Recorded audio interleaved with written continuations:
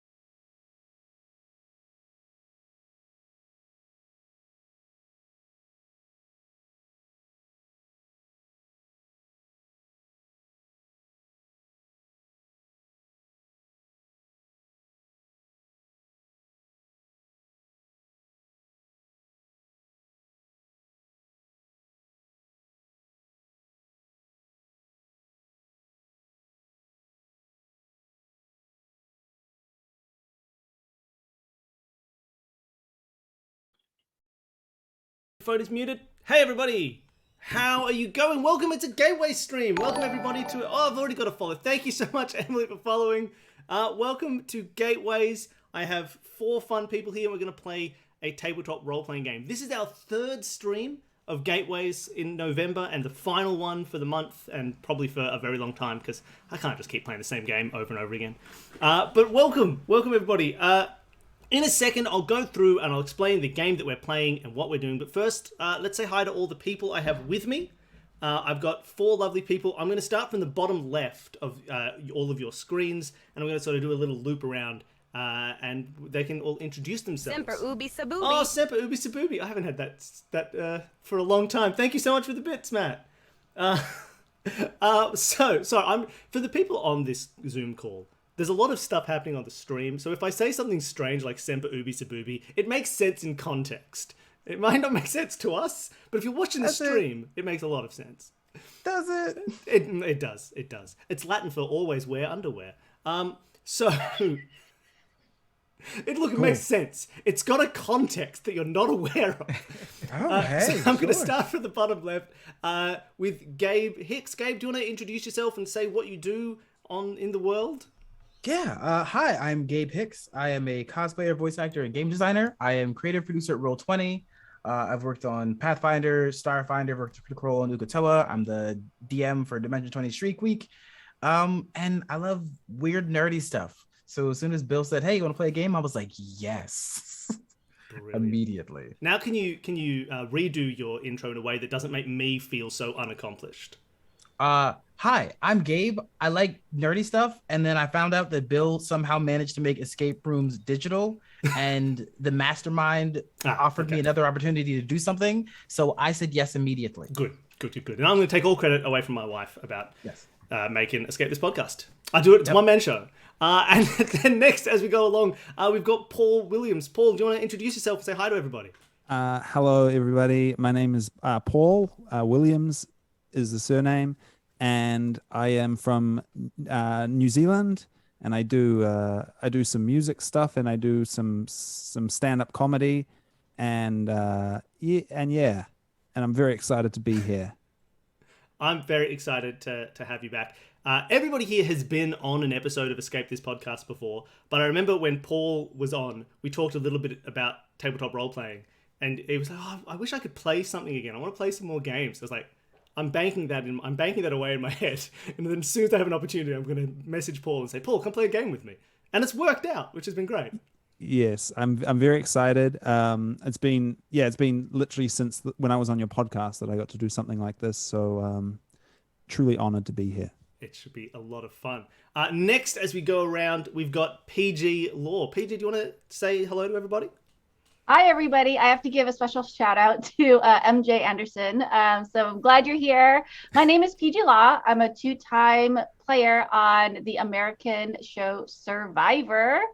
And I am also a huge escape room fan. In fact, I have a podcast called Reality Escape Pod, where we talk about immersive gaming, things like role-playing games, escape rooms, puzzles, all kinds of nerdery. So you guys should definitely check it out. Oh, and I haven't been doing it lately, but I did have a stream here on Twitch where I would play social deduction games with other Survivor players called Peih-Gee Plays. But you've been working on the podcast, Reality Escape Pod. That's me. Wonderful. Now, I say that everybody has been on Escape This podcast. Peih-Gee has been on twice, which makes her the leader of this group. All-star, just like Survivor. And my deputy today. And then... finally, we have Nelson in the bottom right of everybody's screen. Nelson, do you want to say hi to everyone? Hello, my name's Nelson Allingham. I do a podcast. It's called Reddit on Reddit. We take the top posts that are upvoted every week and talk about them. It's like many other podcasts where there's 2 white guys that have opinions on everybody else's opinions. So... yeah, we're not that original, but... then at least it's familiar. It's familiar. You'll know what you're getting. It's familiar, but it's not too familiar. Yeah, exactly. But, yeah. If you want a starting point for Reddit on Reddit, just go through their episodes and find the 2 episodes that I've been on, because they're clearly They're a cut above. I would say. Superior. Yeah. If you're looking Well, for somewhere to start. Because the thing is, they only go up from that point, so that's why it's a good starting Yeah, point. that's the low point. Yeah. Where if you like that, you'll definitely like the rest. You'll like the rest. Yeah. I like hearing them put up with me. Wonderful. So these 4 people are all going to play a game of Gateways. Now, some of you, I'm sure, are coming back for your 3rd stream, so you'll be bored of my explanation and spiel. But for some of you, I'm also sure it's your first time. So we're going to talk about what Gateways is. Oh, I've got the wrong I've got the old Gateways overlay on.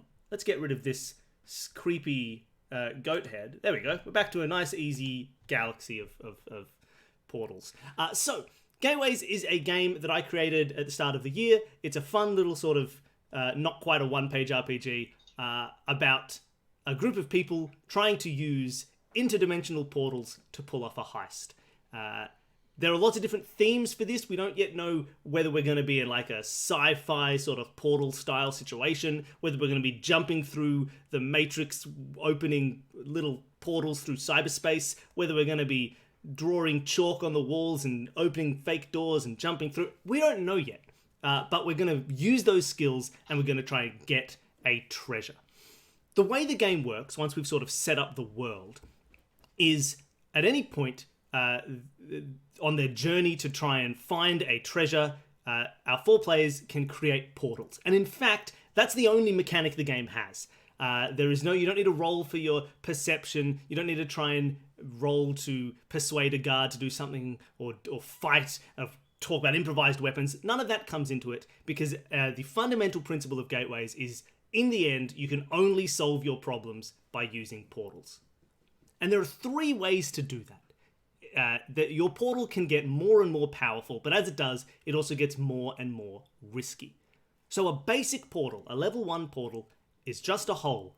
Doesn't go anywhere, it's just a hole. You want to make a hole in a wall and try and step through, maybe a hole in the roof to let something fall down. That's the easiest thing that you can do. And to do it, you just roll a single d6. On a 2 to a 5, everything goes well and it's perfect and lovely. I'll get into what happens on a 1 or a 6. If you want to make a portal that goes from somewhere nearby to somewhere else you can see, or just 2 kind of places that you can see, and jump from one and come out the other, that's a level 2 portal. You roll 2d6. It's a stronger portal. You can do much more with it. You can jump in the wall next to you and come out on the other side of a long chasm. That's an easy way to cross a chasm. You can make one guard fall into a hole, land on top of another guard, and it'll be hilarious. But it's more risky. You roll 2d6 and they both have to come up 2 to 5. If either of them is a 1 or a 6, something is going to happen, and I'll get into that. Just wait, trust me.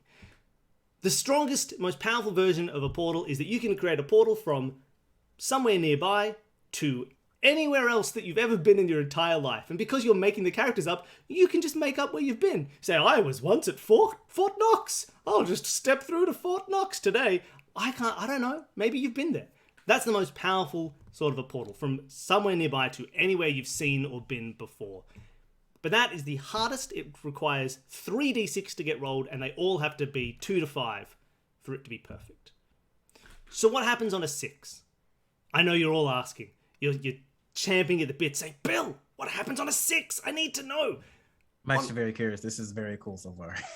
If any of the dice that you roll at any time come up as a 6, it means that things have gone bad for you. They've gone against you. A 6 benefits your the people who are your threat that day, right? If you're trying to find something, there might be guards protecting it, then on a 6, something's going to go well for those guards. Maybe you accidentally teleport not where you wanted, but into the middle of a room full of guards who all suddenly turn and go, what are you doing here? And start to grab you. A 6 means things go poorly for our players. On a 1, things don't necessarily go poorly, but they do go weird. If at any point you roll a 1, there's a gateway corruption. And we have a table with 20 options of what goes wrong. In fact, everybody at home, you can see this if I just hit this right here. You can't see me anymore, but you can see a table. And these are anything from as simple as you come out of the portal with a fun new hat, or you come out of the portal as an actual infant, or it's 20 years in the future, or you come out and so does a clone of you who doesn't want to help. Lots of weird things can happen when you roll a 1. And so we'll find out and go from there. Not necessarily going to be bad for you. Maybe it somehow works out well, but often they throw a bit of a spanner in the works. I'm looking forward to using that hat to my advantage when I come through with it. Yes. It's a new hat. One of us is definitely going to come out Benjamin Button. Like we're not that fortunate. Exactly. So we'll see what happens. And that's it. Those are the rules. You keep going, you keep using portals until you get the thing you're looking for and get out. Or if you just keep getting sixes, I'm sure one day I'll get fed up and you'll all die a horrible, horrible death. Neat. It's not my fault. We've got a 2-hour time limit.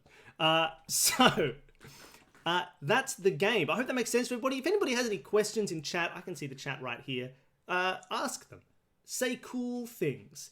But I think we're ready to start trying to build our world together. Does everybody on the call, any of the actual players, do you have any questions? That all make sense? So no matter what type of portal, they all do the same thing. Well, yes, the level 1 one is just a hole. It doesn't go anywhere else. It'll just go through a gap. Okay. And then, it's either from here to somewhere else or from here to anywhere are the 3 options. And all right. 2 of them will teleport you and 1 of them will just be a hole. There are some limits. You can't just sort of shoot at the Earth and jump straight to the UK. Or China, if you're in America. But that's where we're at. Okay, so Scary. I think we're good to get going. Let's have a look at building a world together. We don't need to start playing. We're going to look at that. So I should probably have the rules open. Why don't I? Hubris. So let me find them. I'm mad that you're funny. Oh, sorry. Why don't I have the rules open?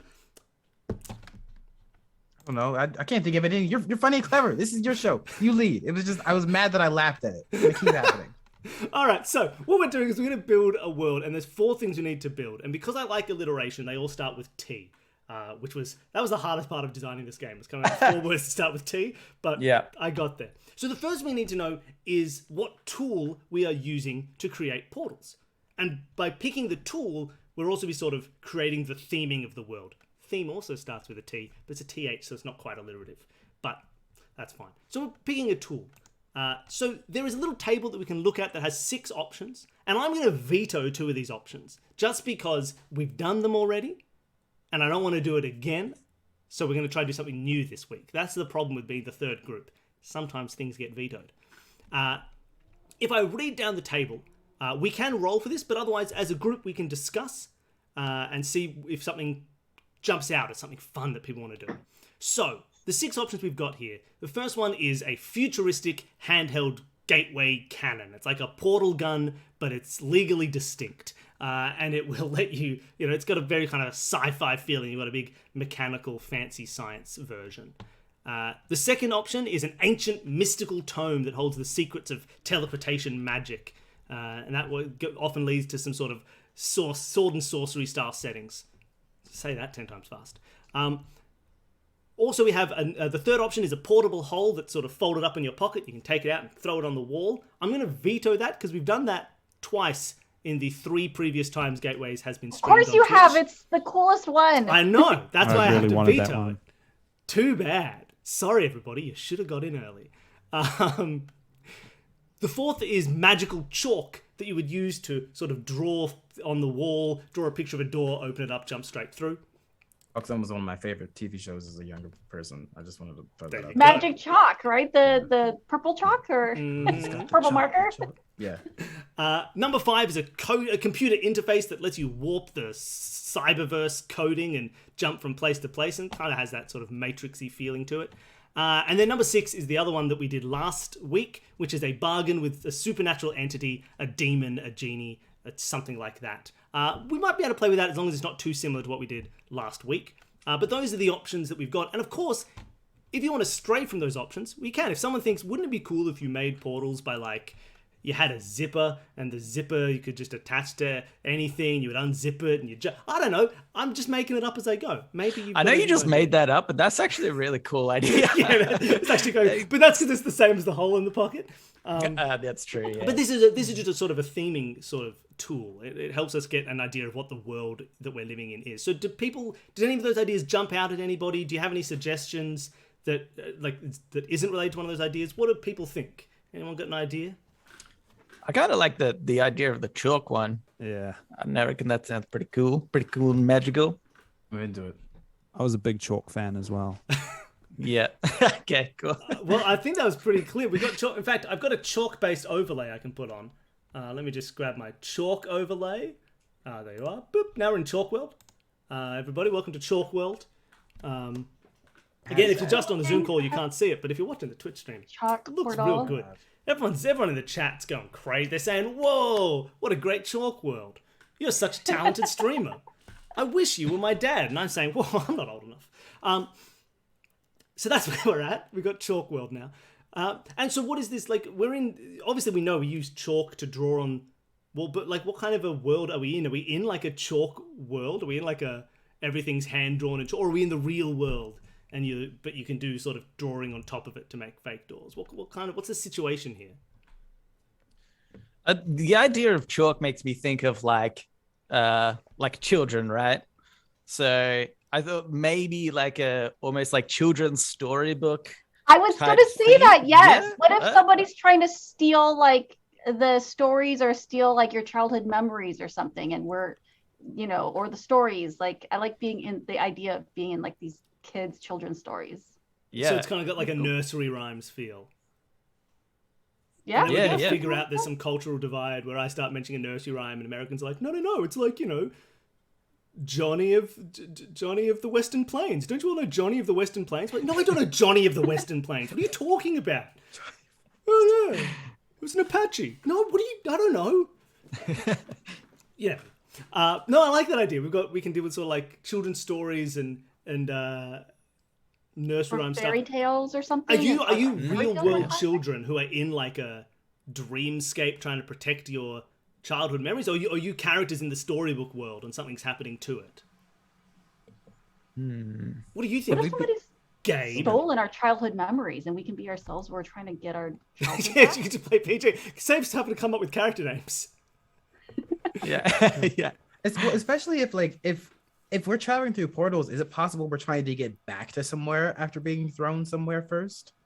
Oh, Like we're stuck in the book, maybe. We stuck in like you've been trapped in the story zone. You got to get out. in the story zone. Yeah.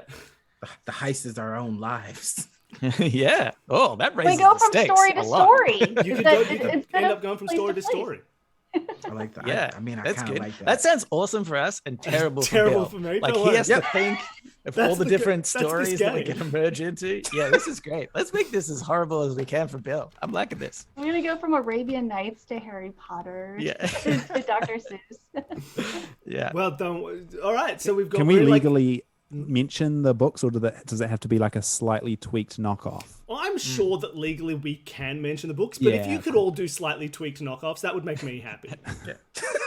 I will only accept stories that are slightly tweaked knockoffs, even if stuff that is fundamentally public domain. You have to be like, "Ooh, it's me, Father Swan, not Mother Goose at all. Oh, it's old Mr. Grubbard who went to his cupboard to fetch his little cat some milk." That's what I'd like from everybody, please. That's your job. See, I'm turning it back on you. Now you all have to come up with slightly slanted versions of all of these childhood stories. Yeah, but ours don't have to be Harry good. Potter. Yes, they do. You're making entertainment here, Gabe. There are people watching. You're the entertainment. All right, cool. So that's the first step. The second thing we have to think about is the treasure, what we're looking for. I feel like we've kind of already hit on this with the idea of that we're trying to find an escape from Booktown. I tried to avoid cartoons, and we're just in books, which are just the smart man's cartoon. Is that the idea? Are we happy with the idea that we're looking for like an exit to get back to the real? You've been trapped in Storyverse? Yeah, I like that idea. I'm into it. Then my question to you all is, what form? Like, you are on a quest to find this exit. I'm assuming you as a group are going to have some kind of knowledge of what it is you're looking for, rather than just a vague sort of, we're just sort of going. So what is it? What are you looking for? Is it the final page of the book? Are you looking for the monster at the end of the book that Grover was talking about that whole time? Are you? Can we be looking for like a literal key that opens like the door to our reality? Basically? The Kingdom Hearts method. Yes. You know what? Don't judge me. I have keyblades in my closet. Yeah. Yeah, that's good. Idea. So with keyblades and keytars. Now you get it. I That's mean, a joke like for I'm all everybody like, who saw escape Gabe's rooms room. this is in my wheelhouse, so I guess I. So we go in Kingdom Hearts then. We're trying to find the key that opens the door. Mm-hmm. Now you have something physical that we're looking for. At least that's my gift to you. I don't mind this. We're looking for the key. Do they know where the key? Is someone trying desperately to hide the key from you? Is there like a villain who's like, you'll never find my key? How did we get there in the first place? You know? Yeah, someone had to trap you in here. Have they trapped you in here and then hidden the key? Can they be Michael Mouse? Michael Mouse. Oh, no keys for you. Yeah. It's because, everybody's leaving. Yeah. All these cartoons are leaving the franchise, and he's trying to lock more people inside. Oh no, we're the new entertainment. I gotta say, the idea of a Mickey Mouse character holding the literal key to the public domain works that you're all working in is pretty on brand. I'll never let these people free. Nobody can use them except for me. You want to make a movie starring Gabe Hicks? No, he's ours. We made a movie back in 1942, and copyright extends to today. Yep. Everything I ever wanted. All right, so we have a key to this that will unlock this world of story that you are stuck in and you've been trapped in and kept in to fuel the not Disney, legally distinct from Disney, corporate powerhouse of storytelling. And they've hidden that key because they don't want you to have it. And every few years, people say, maybe we should let that key free now. And they say, actually, I think maybe let's revise the laws. And I'll just move the key a little bit further down the road. And I'll just leave it just maybe here. I was still technically using the key. So if anyone else kind of wants that key to be open, I mean, that would affect our brand. And that doesn't feel right to me. So I think I'm done. So, okay. We have the idea of what we're looking for. We're looking for the key that will unlock, and we know roughly that it's being held by Michael Mouse, and he doesn't want people to get to it. Maybe he's got some kind of key-based fortress that you all need to get into. I don't know yet. I've got to give my brain time to think. Wonderful. Okay, well that's two out of 4 steps to get this game started. The third step is we want to know the talents, and the talents is kind of like a character class. It's like being a druid or a fighter, except with none of those mechanics. And so we've got 6 options here again. I'm going to go through them. I'm just going to read them out for everybody here on the call and at home watching. And if any of them stand out, you'd be like, that sounds cool. Jump on it right afterwards. And if not, if you're not quite sure, we can roll the die and randomize what you are at the end. All right, so there are 6 options here. From the top down, the first one is a double agent. A double agent means that you kind of worked or pretended to work for whoever the enemy is. And it means that once per game, when a 6 is rolled, instead of that being something bad for you, you get to describe, actually, this is how this flips and it is good for us. It's the classic, if the guards turned up to be like, what are you all doing here? You get to flash your guard badge and be like, no, I work with you. I'm one of you guys. Don't worry about it. And then they'll take you somewhere helpful instead, right? So the double agent, they think it only happens once per game, but you can basically counteract a 6. Number 2 is a Chaos Wrangler. Chaos Wrangler means once per game, when you succeed on opening a gateway, so you get a 2 to 5, you make a thing, it's all great, you can instead say, actually, I would like to choose a specific result from that table of 20 corruption effects and just make that happen. It gives you a bit more control over the chaos of making portals. Yeah, it's not necessarily always going to work out super well, but you have control over that, so you can choose at some point. If you really want that new hat, you can be like, this gateway is going to give me a new hat, and step through and get that new hat. Number 3 is a forger. A forger means that you have with you a replica of the treasure you're looking for. So in this case, you have a replica of that key on you right now. And once per game, you can use it to solve a problem without needing to roll or use portals. Once per game, you can be like, I'm gonna utilize this forgery now, and it's gonna solve this problem completely. Number 4 is a mastermind, which means it's similar to the Chaos Wrangler, but slightly different. It is once per game when there is a gateway corruption, when a randomly chosen gateway corruption happens, you can describe how you actually planned ahead for just this situation, and you've rolled exactly what you need to turn this into a success. So if, for example, we roll the corruption that the door opens and it's just a flood of water that never stops coming through a portal because you've tapped into the water dimension, you can be like, well, this is exactly why I brought these inflatable surfboards, and then you throw it at everybody and you escape from New York or escape from LA, whichever one it is where they do the surfing down the canal. You can do something like that. Do these references help? I'm sure they do. Number 5 is you can be an engineer. Very simple idea. Twice per game, you can just reduce the number of d6 that you need to roll by 1 down to a minimum of 1. So when you make a level 2 portal, you can just roll 1 die to reduce that risk. You can do that twice for when you really need it to succeed. And then the 6th one is, I've called it Coyote, which doesn't actually make sense because I really should call it Roadrunner, I suppose. But you can at any point use your tool to create a fake gateway.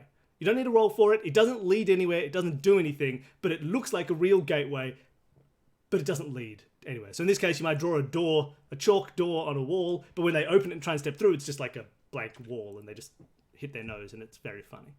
Like when you paint the fake tunnels in Roadrunner cartoons. That's the idea. So those are the 6 options it can be. Does anybody have one of those that jumped out as like, I want to be that guy? I quite liked the very first one, I think, the double agent. Yeah, I like it. It works well. It's got a very reasonable feeling. You can be a double agent. You can work for the Disney Corporation. Yeah, that's how you do it. That's called satire, everybody. Smart. You change that D to a B. Oh, I'm Rob Sitch. I'll take mastermind, then I'll take number 4. Right? PG is a mastermind, which means that at any point you can, once per game, be like, actually, I planned for this all along when something weird happens. You know, you end up 20 years in the future and you're like, that's why I planted this tree that grows money. And now it's grown in those 20 years and I've got all the money I need to keep this going. I don't know. And you've forgotten about escaping because now you're rich. So who needs to escape when you're rich? who cares? I know, now we'll just stay here. Yeah. Yeah, I reckon I'll go with the controlled chaos one. I think the second one where you Nice. can So you can make a specific thing happen. That could at some point work if you need it to very perfectly with PG. If at some point you're like, here's what I'm going to do. I'm going to make a crazy flood happen, and I'm going to rely on the fact that PG brought all the boats, and we're going to ride this all the way through to the end. smart. Or they could be very separate, right? You guys, you can just play with that. I'm just throwing ideas out there. Just getting the juices flowing. No, there's definitely going to be a flood now with boats. It's established. And I kind of wanted the money growing tree, but all right. and Nelson, do you have a copy of that table? Did you get the rules of the game at any point? I can send one to you if you don't have it. I do have Great. the. So you have that. Yeah, Bruce. That'll be because you're now the only person who needs an actual reference to be able to be like, I want that to happen. And Gabe, no. do you have anything that you like, or do you want to just roll on the remaining 3 categories?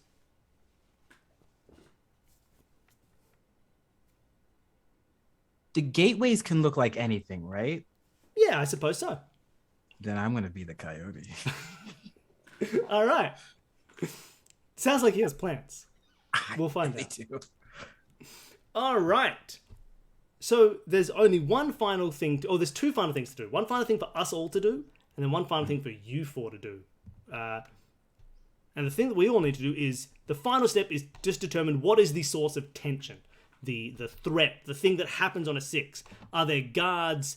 Are there often this is my example of this is like, are you in like an ancient building that is falling apart? So we don't even need actual human enemies. We just need like the idea of things collapsing. But in this case, it seems like we've got people who work for Michael Mouse would be like the attention. There's people who are actively trying to protect this key from you. Like a team of lawyers with like, Team. like little. But even just like just the idea that like characters in this world might be working as well. Like, you'll find a Little Mermaid character. You think they're public domain. They want to help me, and they'll be like, "Yes, come with me. I'll lead you to the next portal into a new world. Come with me." And then you get there, and they're like, "Actually, the movie made me rich, and I don't want anybody else making any Little Mermaid movies. I'm here to get you." And then they turn out that they're working for the band. Like, I don't mind this idea that like anybody could be working for Michael Mouse. Yeah. I was just imagining like a horde of suits. Like That's good too. I reckon we could end up with both. Oh my god, it's like it is kind of Matrix-y. A little bit. Yes. Yeah, the suits with like these little bloodsucker mouths, and they're just their briefcases and. I like it. I'm more into this the more we talk about it. Wonderful, Mr. Allingham. We could do that. We could have some fun Matrix style people, some just evil corporate suits. Because I'm a cool. I believe in free media for everyone. I'm cool. I'm a cool cultural pirate. So. Well, you really are. You offer all of your games for free on your website. Hey, so. everybody. You can Everybody get gateways. watching. You can go to itch.io/consumethismedia. You can get, or consumethismedia.itch. Whatever the URL is. You can get gateways for free, or you can pay me money. That's your choice. And I'm not saying you have to pay me money. But we can. You know. Wow. Oh my! I need money for medicine. I don't need money for medicine. We won't say no. I live in Australia. Medicine's mostly subsidised. You know what? So, I think we're all good to go. The final thing that I need from all of you is, who are your characters? Who are you? Are you yourselves? Are you characters from public domain stories who are trying to free yourself? Are you new, unique, original story ideas created right now in the next 5 seconds? I don't know, and that's why I'm asking you. Who are you? Who? God, I'm so bad at this. I don't mind us being kids. Should we be our young selves? Like Peih-Gee Law. Yeah, we could be our young selves, maybe. Down. That's not too traumatic for anybody to go back and only- experience. Yeah, true. I will only accept you playing your young selves if you do spend the whole time going, "I'm Nelson Allingham, and I've got things to do. I'm a big boy, and I like stories." Like that. So, All right, should we be characters? Do you guys want to be characters? whatever you want, but still. It's weird that you got what I sounded like spot on when I was a kid. It's Yeah. really weird. Yeah. Yeah, Mug's money. I've got all your home videos. I just watched it. I studied up beforehand. Got to be prepared for these streams. That's creepy. Yep. all like everybody's or just mine? Just yours. Okay. No, everybody else's parents didn't want to give them to me. Yours, Yeah. was real, immediate. Like, yeah, please take them. Yeah. My parents are still trying to adopt me out. Yeah. It's really, Do you want to adopt Nelson? it's really annoying. I'm Peih-Gee Peyote. Okay, good. Definitely a unique character Yes. with no legal issues whatsoever. I don't want to call him Peih-Gee.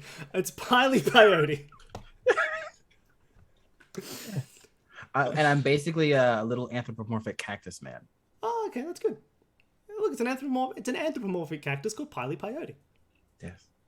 I'm happy with this. Weird And as so hell. I don't forget, could you please change your Zoom name just for Yes, me? can. Everybody at home, I'm not updating the things under their names. You're just gonna remember. But for me, I'm gonna need Peih-Gee Peyote written in the Zoom call. Oh yeah, no, you got it. I'll forget. Yeah. Paul, Peih-Gee Peyote. Oh my gosh! So are we gonna So- be characters now? I think we're characters now. Yeah, so we're like don't have to be. slightly. You can just We're be with a slightly cactus tweaked. man. You can tweak a character, or you Yeah. can make someone whole cloth right now. Okay, I'm gonna stick with the kind of double agent. I'm gonna focus on the word agent, and I'm gonna go. I'm Jamie Bond. Jamie I'm a- Bond. Nice. Yes. Chat saying you can all be characters except for one person who wants to be themselves with a kid voice. Bond, my Jamie God. Bond, and I'm Nelson Allingham. Jamie is Jamie. Yeah.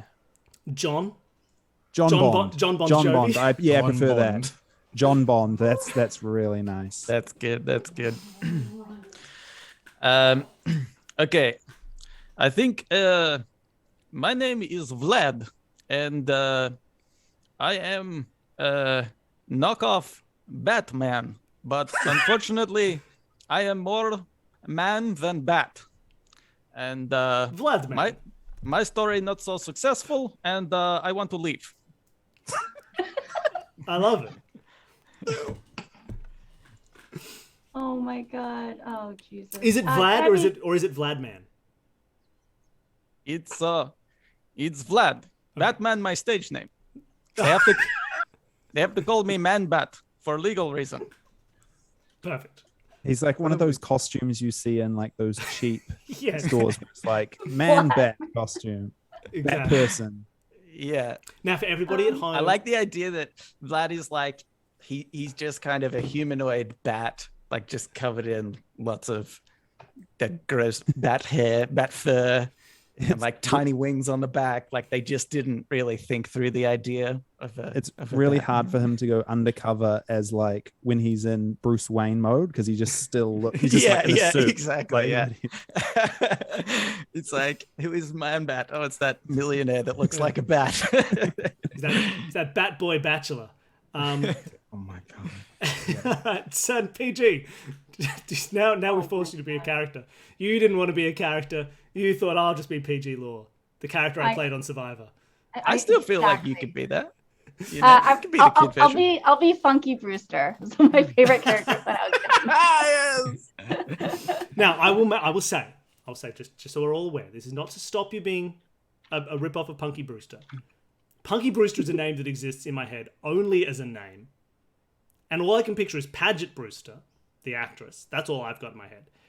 But I'm gonna have not a single Punky Brewster reference. Was there a dog in that show? Is there like a little? I have no recollection actually. I just remember that I loved her, and that's all I remember Alright. from the show. Well, then in my head, because I know nothing about Punky Brewster, I'm going to go the other way around and say you're a strange version of Funky Kong. Because you can be Punky Brewster. I'm just warning you, I don't have any Punky Brewster She would just references. go Punky Power. And that's all I remember. All right. Well, then I think we're all good. We've got characters, we've got a goal, we've got a threat, we've got a world, we've got the way that we're doing our portals. I think we're good to go. Are we all ready? Let's do it. You know what, everybody? I'm not ready. I need to get some water, and so while I do that, everybody, tell a fun joke to chat. Everybody tell it. Oh yeah, Paul, you're a comedian. Tell a joke. Got nothing.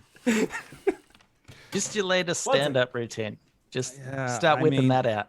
Yeah, I don't know if it's really the right sort of place. Anyone else got anything? Okay. So I have a lead in and then a follow-up. What do you call an alligator in a vest? I don't know. An investigator. What do you call an investigator near the river? Investment banking. Oh, okay. Pretty good. That was good. That was like the faces of 4 people to whom a good joke was told. Dope. I'll have to watch the VOD. Dope. Not good. Okay, so I think we're good to start this this journey together. Are we all happy? Yeah. Yep. Let's do it. It's gonna get weird. I haven't settled on an accent yet, but I feel like John Bond is going to have some sort of British accent. Do you want to? We can workshop it together. Yeah, it'll come out. It'll North come Country? out when the time's right. What's Wolf Country? No, North Country. Oh, Like the- North Country. Yeah. He might be like. I think he might be like kind of Cockney Oh, it's me. vibes. Oh, it's me, John Bond. Yeah. Hello, Gov. Hey, what are you doing? Name's Bond, isn't it? Yeah. John Bond. Sorry. John Bond. I always get confused. Yeah. I get confused now, and that's why I'm looking for a key out into the real world. My guy actually, he says it. He goes. The name's John. Bond. Bond. John Bond. Yeah. John Bond. John Bond. Yes. Yeah, that sounds right. Yeah. You see, I'm a spy, so it's not my actual name. I've made it up so as like a cover. That's why I forget it sometimes. Makes sense. Okay. Here, right, let's go. So the four of you are together. You're in a small room with 3 stone walls and 1 iron gate. And you hear a loud clang as that gate shuts. And in front of you, you see a small little duck creature. This is where I'm going to go. I have to do a double check of like, who's a Disney character and who's a Warner Brothers character. You see a small duck. Why have I just given myself a Donald Duck voice to do? I don't know. I can't do that voice. And he looks at you all and he says, which translates roughly in your heads as, listen, we can't have you trying again. This is, we've had enough of this. I know you want to get out, but it's never going to happen. Which again means, so we're going to let you cool off in here. We've taken your chalk, and he holds up a handful of chalk. He says, and we don't want to see this happening again. Now, I'm going to go over there, I'm going to read my book, and I don't want to hear a peep from you. And he walks off, mumbling to himself. That was incredible. And the four of you, if only I could actually do words at the same time. And the four of you are sitting in there. And you don't have much to do. He's taken your chalk until Vlad, using his fantastic utilization belt, reveals the one remaining piece of chalk that the four of you have together. That you've smuggled into this cell. And I'm going to leave you guys to it. You're in a cell. Hey guys, check it out. Huh? Chalk pretty good, right? I have 1 chalk. Okay, good. Wow, where did you hide that? I'm very impressed. He didn't check the sandwich bag utility pocket that I have. And You have there's a very conspicuous pocket labeled spare chalk. He checked that straight away. But not the sandwich pocket. That's how you not get the it. sandwich pocket. That's where I put it. So guys, I say we get out of here. All right, where should we go? We're in we're walled off at the moment. There are 3 walls that you cannot see through at all. Stone walls to the left, the right, and the behind. The west and the east and the south. But the north wall, oh baby, it's just a bunch of bars. It's a prison cell. Opposite that, you see there's a hallway that runs perpendicular to your cell, and it's off to the sort of west that Donald... what's a name that's like Donald? Ronald. Yeah. Ronald Ruck sort of did his... he looks like a mix between a duck and Alan Ruck from... I'm going to say Spin City is my Alan Ruck reference, rather than the movie that everybody knows him from. What an existence. And he's waddled down off to the west. Opposite you, there's another cell that is empty. There's absolutely nothing in it. And presumably there may be other cells in this sort of complex. But you didn't get a good look. You were thrown in here with bags over your head. So all you know is there is a cell that you're in, an opposite cell, and a corridor.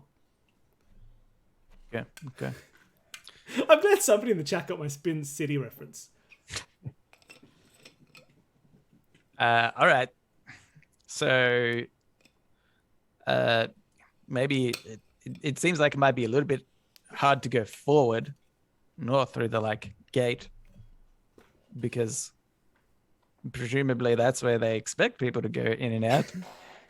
We can go anywhere we want, right? You could, if you wanted to go straight for a level 3 portal, you could go anywhere you want, bearing in mind that if you leave here without the rest of your chalk, you will only have 1 single piece of chalk in any given time. Because okay. We gotta get the chalk from the guard. Ronald Ruck has all your chalk in his under his wing. Does the chalk run out? The chalk does run out, but you've got 1,000 years of chalk. Okay. Under the wing. under He's got Ronald under, Ruck's wing. Ronald Ruck has got it under his wing. He's sitting. He said he was going to go read a book, so he's presumably reading a book. Can we see him? No, he's around the corner. You can't see. Right. You can't sort of get your head out to have a look. Oh, okay. Well, in that case, maybe we could just do one portal at the front and peek our head around to see where Ronald's at, and then see if there's a way to get our chalk from there. I also have this minigun. No, I'm just joking. I don't really. We snatch. Can we overpower? How big is this duck? Can we overpower this duck? Can we? If can you we got portal free, you could wrestle this duck to the ground, no issues. He's a duck. It's He'd a go duck. Okay. like that, but that's all. Well, I think we should just pop up behind them and like snatch our. But so do we All want to do a portal to get out of the bars? Yeah. Yeah. I think But that's going to be a 3 dice roll, right? That's just one, I think, to go through to like Oh, make a yes. hole. Sorry, yeah, Those- I got Honestly, you got 3 sort of options here. Level 1, you could make a hole to poke your head out.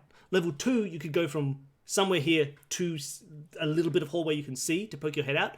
Or a 3, you know what? You won't be able to go anywhere else in this cell because you were bagged. You had a bag of your head as you went in, so you couldn't immediately appear right behind him because you can't see him now, and you never saw his desk to begin with. All right. But- So right now we can't see him. Right. Right now, he's gone off somewhere down the corner. All right. Yeah, if you want to try level 1, stick your head out, go ahead. All right. I think I'll do that. All right, guys. now, I'm for going everybody to at do home- a small little portal here. We should be able to see in a second. Bung. Here are some dice. Okay. So I'll roll the middle one. roll the middle one. That's 3. a 3. That works. Success. So you take out your small piece of chalk and you sort of go up 1 bar and then across, and it sort of magically bridges some of those gaps between bars and comes back down the other way, and it just sort of disappears, and now there's a hole in your cell, and you can poke your head out to have a look down the corridor. Okay. What do I see? Do I see Ronald anyway? Reading his book. You poke your head very carefully out into the hall and down off to the west. You see the hall stretches for quite a long distance, and Ronald is just about to get to his desk.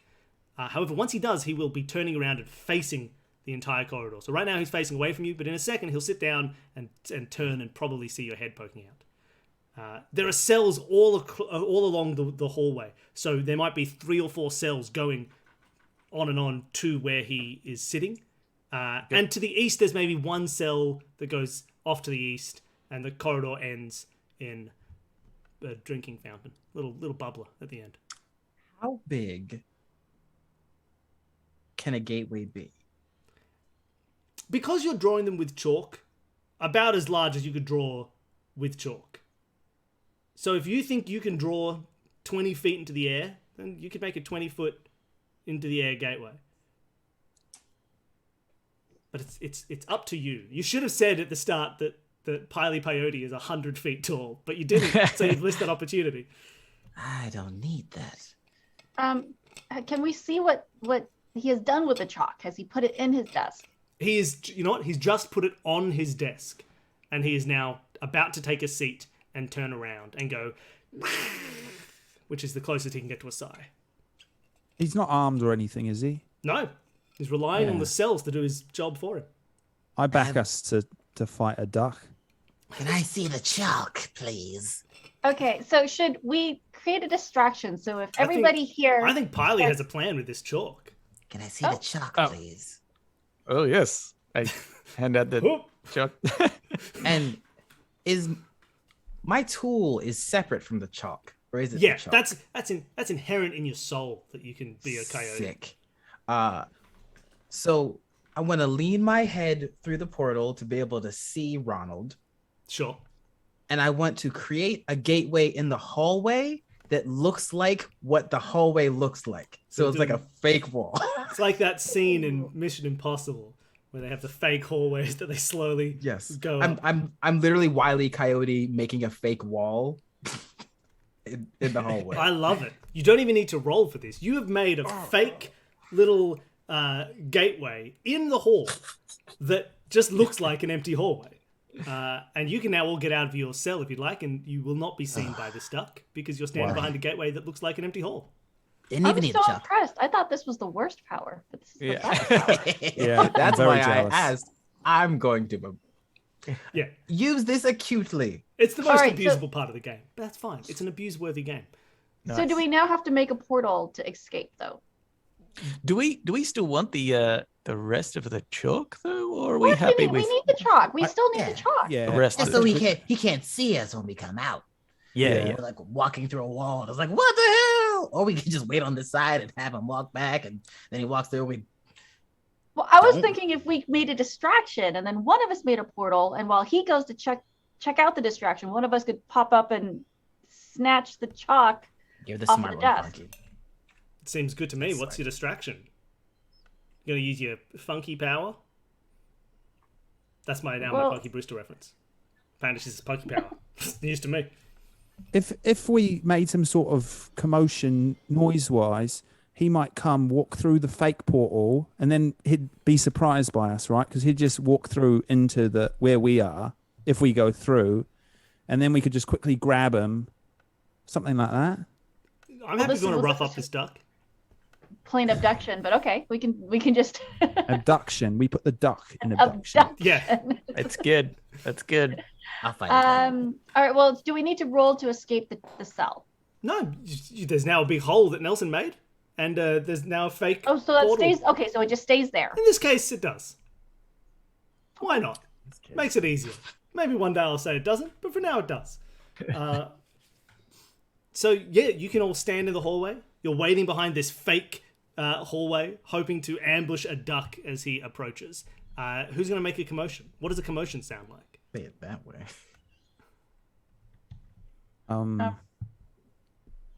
We could I make start- some Donald sounds. I start making cute female duck sounds. Okay. So a bunch of you try and seduce a duck from far away, and you hear on the other side some kind of, and then he starts to. You hear the excited waddle of some feet as a half naked duck, because that's what Donald Duck looks like, and so does Ronald. Ronald Ruck is also wearing just a sailor's shirt. I mean, we could all be Ronald Rucking it right now. You would can all, never know. for all I know, you're all Ronald Ruck. I'm a cactus. I don't wear clothes. Which is fine for every one of these characters except for John Bond, where it's just a bit inappropriate. Yes, I'm wearing a very ill-fitting suit. Really, really awful suit. So the duck, Ronald, suddenly appears. He bursts into this hallway where you're at, and he says, and he kind of he's pulled some flowers out of nowhere, and then he looks around confused, and he sees the four of you menacingly looming over this poor duck. Cut to. I don't need you to describe how you attack a duck. We jump forward a few seconds, and you see that Ronald is sitting in his cell, and he's got one of those long bumps on his head and some birds going around. I can't get out of Cartoon World, everybody. We're stuck forever in the Cartoon World. And the four of you are in the hallway by his desk, and you can all grab your original chalk. And you see now that you're at his desk that behind it there's a sort of little door that goes up to a spiral staircase that leads out of this cell area. Cool. You can take it if you'd like. I don't know. I'm not going to tell you what to do. Let's go. Okay. Yeah. Sure. You walk into this spiral staircase and it goes up for a while, and eventually it opens out, and it's a slightly different scene. It doesn't.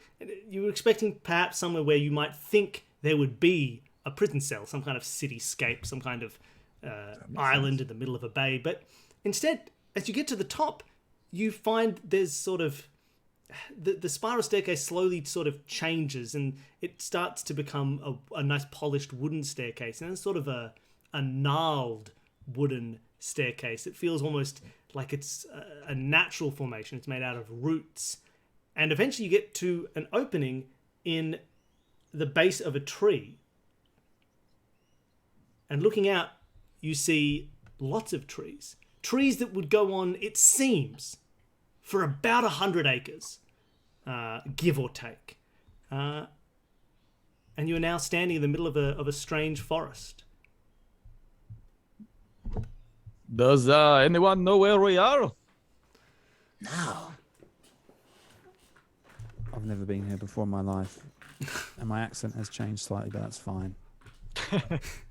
I've never been here before in my life. I've not once been here. You're a man of many talents and many faces. It makes sense. Thank you. Cactus man. Peih-Gee. Thank you, Peih-Gee. You're welcome. Thank you, Cactus Man. Perhaps there are some woodland creatures that we could ask directions. You look around, hoping to see some kind of woodland creature, someone who might help you out. And after a while, you hear a voice call down from the top of the tree, and it says, "Ooh, I see you've escaped the clutches of those strange Disney creatures." And you look up, and you see sitting on the branch above you you want to say an owl, but it looks maybe like it's a stuffed owl that is acting like a real owl. You're not 100% sure, but it says, "My name is Owl, and congratulations on getting out."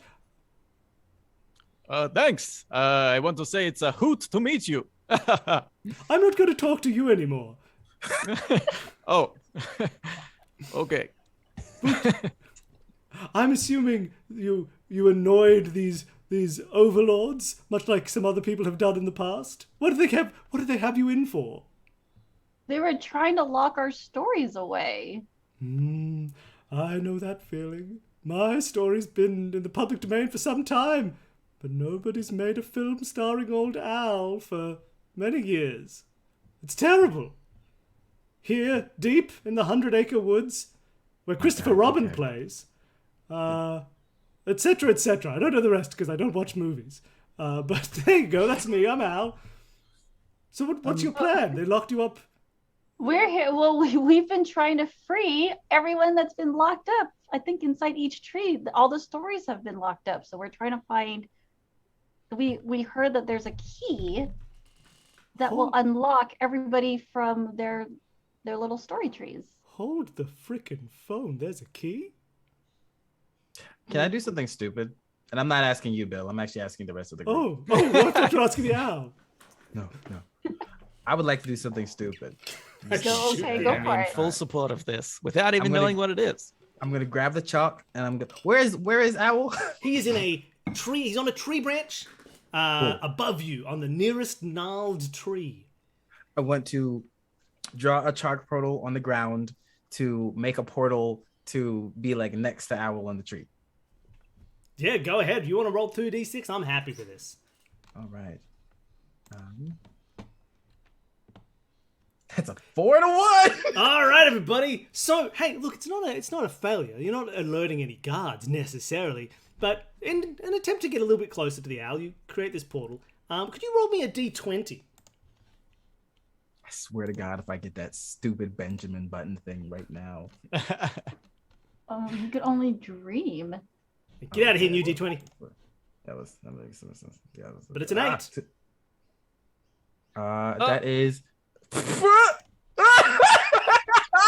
That's like one of the worst ones. We're starting off strong, everybody.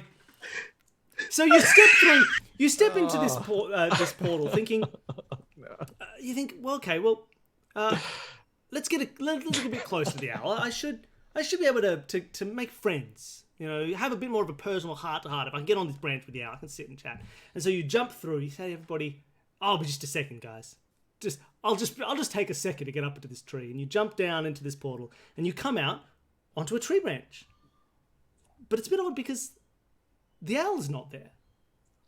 And you kind of look around and think, did he fly away while I wasn't looking? You look down to your friends who should be just below the tree, and you don't see any friends.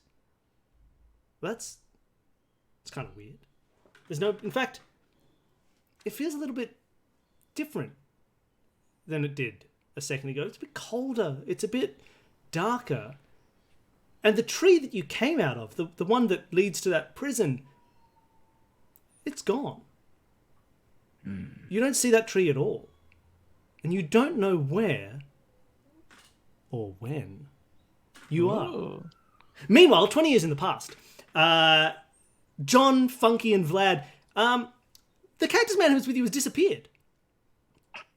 He went through his portal. They expected him to come out, but no, he doesn't seem to be there.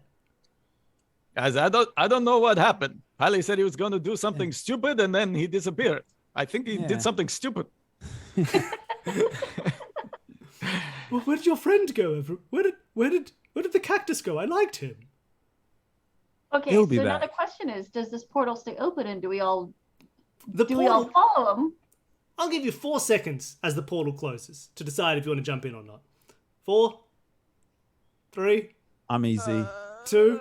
I'm easy. I take a running leap and I go jumping in. All right, just as the portal closes, Funky jumps into this portal and you appear almost knocking Piley out of a tree. But just like before, you find it strange. Your friends aren't there anymore. The whole tree that led to the prison is gone, and it's a little bit darker and colder, and you're not quite sure what's going on. But there you are with Something's Piley. wrong here, Punky. What did you do? I don't know. I was just trying to go next to the owl. I wanted to poke him. He looked pokeable. Well, somebody's got to come keep an eye on you. I appreciate it. So Piley and Funky, you're sitting in this tree trying to figure out what's going on, trying to figure out what's happened, where everyone's disappeared to, and then as you're looking around, something catches your eye. You see off in the corner of behind one of the trees, not the corner, you're in a forest, but a few trees down this forest path, you see a flash of pink, a little creature of some kind that pops its head out and then disappears again and starts running off down into the forest. Dare you? I mean, So I don't know if there's anything you want to do. We have to chase it. I guess we're chasing it. You jump from the tree, a tree branch that was low enough you could have climbed up quite easily, but you jumped down and you start heading down into the forest after this small pink creature. Meanwhile, Vlad and John, 2 of your compatriots have disappeared. And you're not quite sure where they've gone, but the portal has disappeared. And Al says, well, that was strange. Yes, very weird. Anywho, we're looking for a key. Yes, I like this key idea. I don't know. Do you know where it is? Do you know what's going on? I'd love to help if I can get my stories free. And who knows what kind of new pink creatures could be written about in this book? Wait, did you say pink creatures? Oh, I'm just spitballing ideas for future stories that we could have once we're free. Okay, pink was quite an interesting thing to Oh, say. it's just my very favorite specific. color. Do you know anyone who's pink? Like Piglet. possibly a little piglet. Yeah, Yes, I was there's a going little to ask. piglet who's pink. He's quite cool. Where is he and where's the rest of the gang? Oh, the rest of the gang. Well, they're down at the town hall, also known as Rabbit's House. Could I believe the key? We know the key is with a Michael Mouse. Could he perhaps be at this town hall? No, if you want to get to Michael Mouse, you're going to need to keep moving on. He's not in this whole book world at all. Oh God! I hope it doesn't take us 20 years to find him. No, that would be probably very bad, unless of course someone was waiting for you in the future. But that's unlikely. So, well, you're going to need to get to the next book. I know there's a passageway somewhere. Follow me. I think I can lead you where you need to go. Oh, okay. And the owl You are wise. Oh, that's racist. And the owl gets off his branch. It's and he an unfair stereotype to Yes, owls. not all owls are actually. wise. I mean, I am A lot of them are wise, very but stupid. because I studied, not because I'm an owl. Some owls Yeah, are I dumb. thought because of the glasses. I know you were because you wearing. think it's a positive thing. You don't think it's bad, but it does lead to some sort of pigeonholing. Which, I know that's also a racist term for an owl, to pigeonhole, but whatever. Let's go. And he gets off his branch and he sort of floats down across, down the pathway, heading an arbitrary direction, because this world is arbitrary, so let's say west. And you can follow the owl to hopefully a portal away from one world to another. Meanwhile, Punky and Peih-Gee, you're following a little pink creature.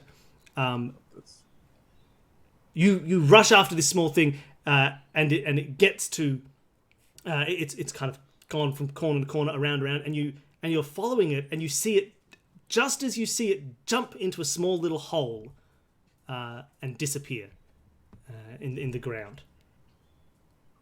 You're in a sort of clearing in the forest area that looks like maybe once there was farmland here. Someone's cut all the trees down. There's one big tree in the center with sort of fields around it, but nothing's growing at the moment. But there is a hole in the middle that this small creature has jumped into. But we can't fit into. You might be able to. It'd be a bit of a tight squeeze, but you could probably get in. Should we make a portal and like poke our head down into it? And kind of look into its home. I think it's actually a good idea. Let's do it. Let's scare it. Do you want to just make like a level 1 portal to sort of open it up a bit? Just a level 1 portal. I'm gonna like poke my head down and kind of yoo-hoo at it. All right. PG, would you like to roll a single one of those d6? All right. Have I selected it? Okay.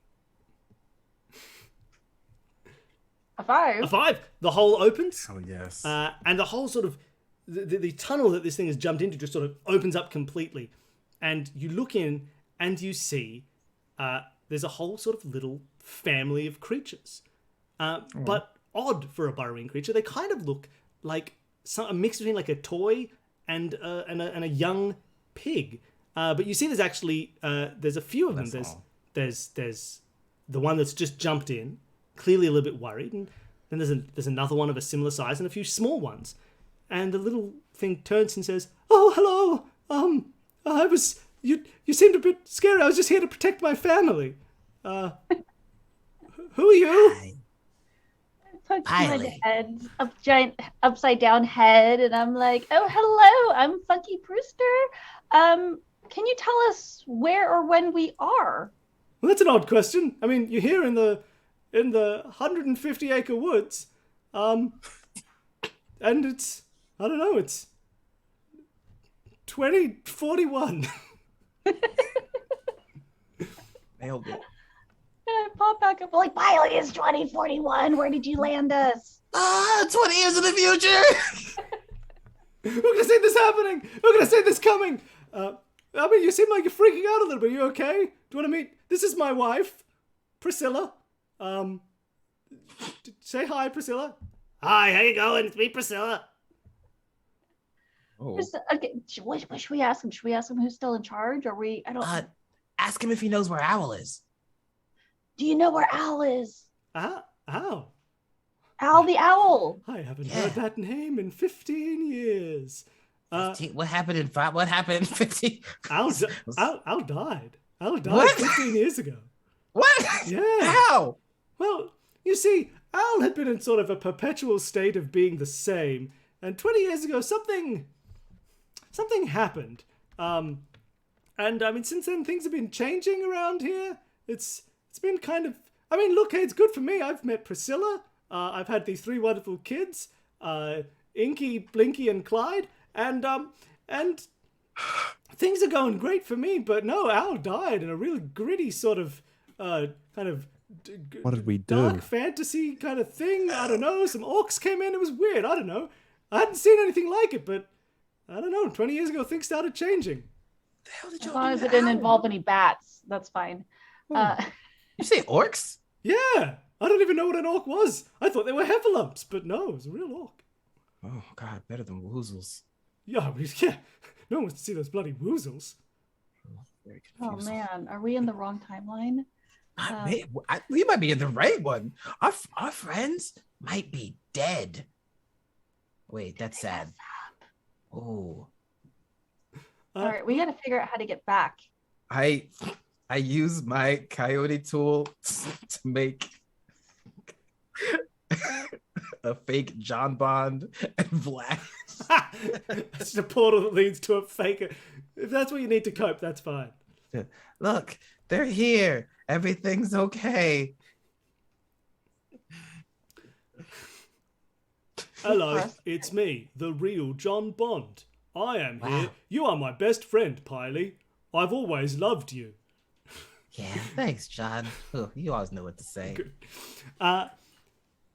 The Piglet and Priscilla, did I call them Priscilla? Maybe not. Yes. Look at you and they look a little bit worried. But that worry is not present 20 years in the past, where John and Vlad are chasing an owl through a forest, past a large town hall meeting where a bunch of characters, all fun and with great voices that I could definitely do, are all having a conversation, but it's so far away you can't even hear it, the voices. And Al leads you to sort of a doorway.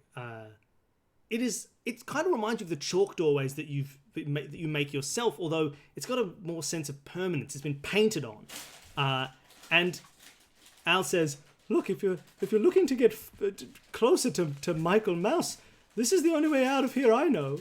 But I do know that when people come to drop off prisoners, they come through this door. So I'm assuming if you go the other way around, you'll find what you're looking for." Okay, and we can just walk in? It should work, yeah. Okay. Well, thank you so much, Al. Yeah, Look, just... really appreciate this. Have some bread. Can I give him a piece of bread? Oh, I love bread. See, he knows the culture. And so Al gives you one last well wish. He says, I hope you have a good trip. And please, if you find the key, free us all. I've always wanted to be like a dark fantasy hero version of myself. I can only imagine good things will come of it. So please, I'd love for... Yes, to Al, finally have I new wish you all the stories. best. All I right. suspect you will live a long, long, long and happy life. Well, that's the plan.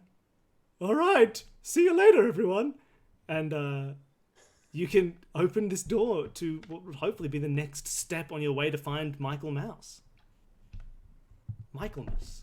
And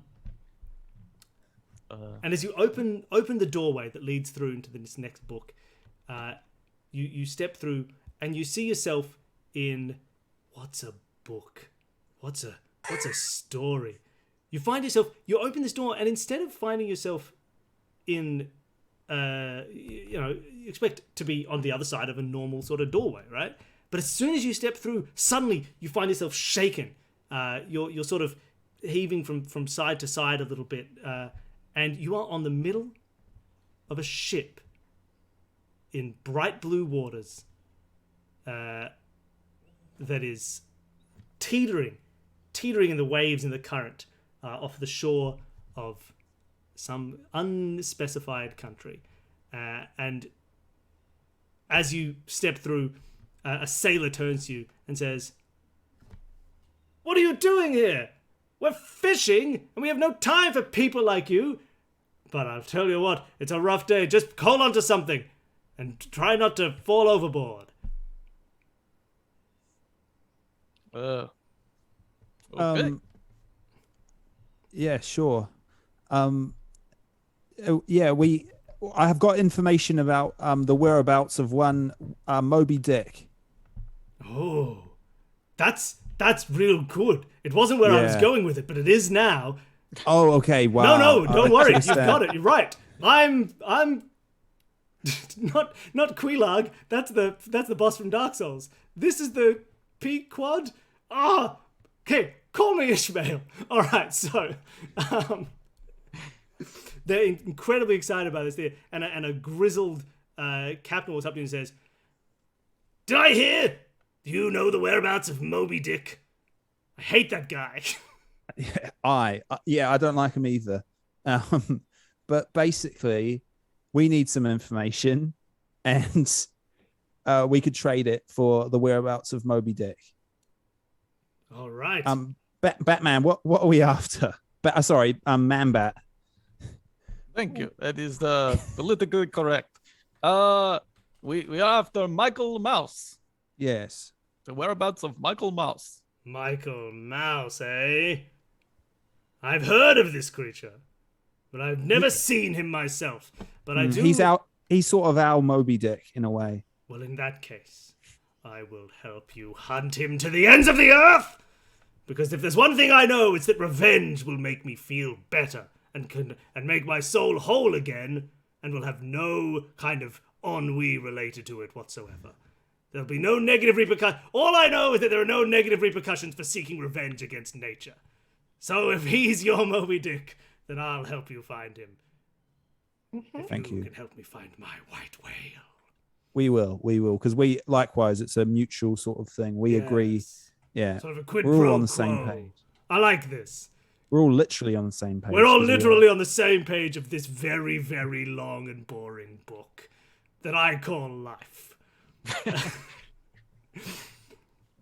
And the three of you are agreeing and having a hearty friendship chat about revenge and how cool it is, until suddenly you hear a crash, boom, and the ship starts to teeter off to the side, and he looks down and he says, I may not need your information anymore, but I think I might need your help.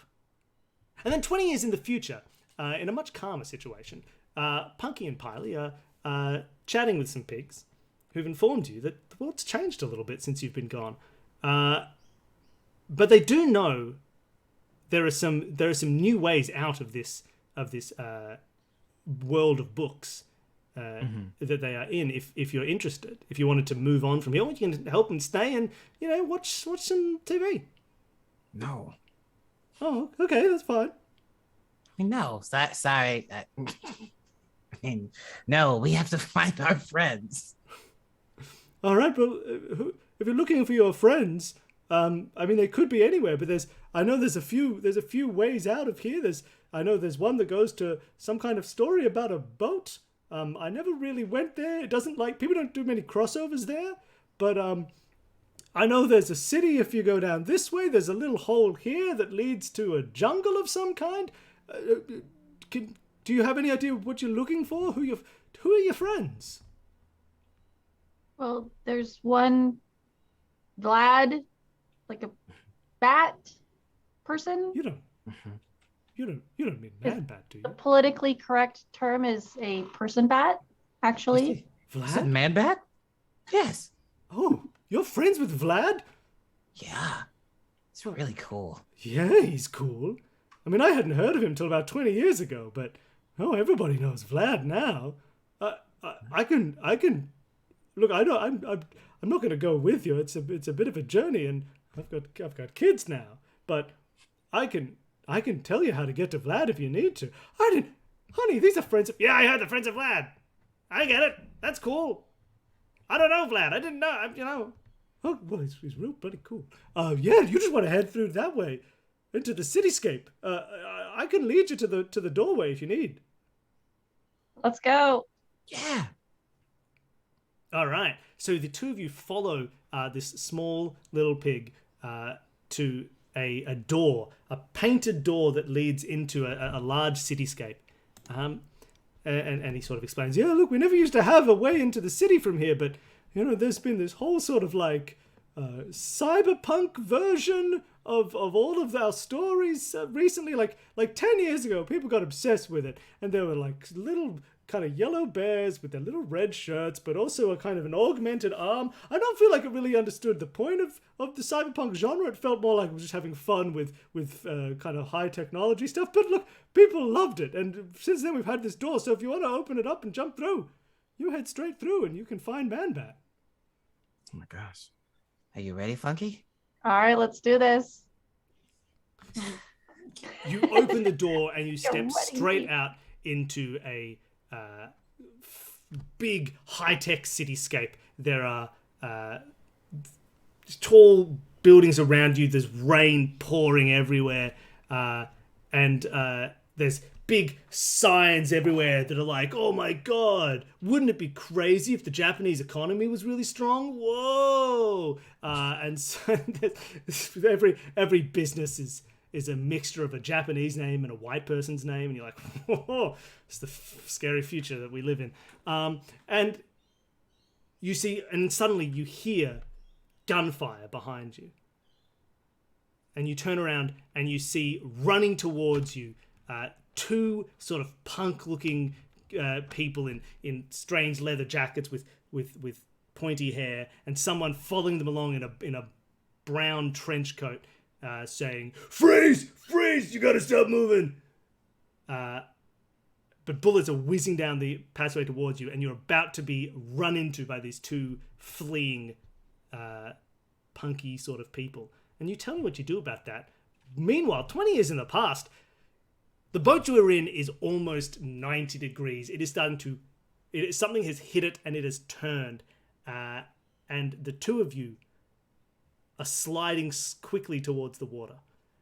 In front of you, there's a small railing, a balustrade on the side of the ship that is just not touching the water, and you're sliding quickly towards that. And below, in the water, you see a large white shape. Above you, two barrels are hanging on to the upper balustrade by a rope that looks precariously like it's about to break. What do you do?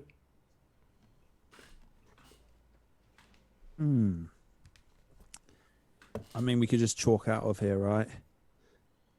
Yes, I think we should choke out of here, but we might then never know where Michael Mouse is. It's a good point. We made a real connection with that captain. He's So, sliding next to you saying, ah! And he's pulling a harpoon out and he's looking at the big white whale underneath going, oh, this is going to be good.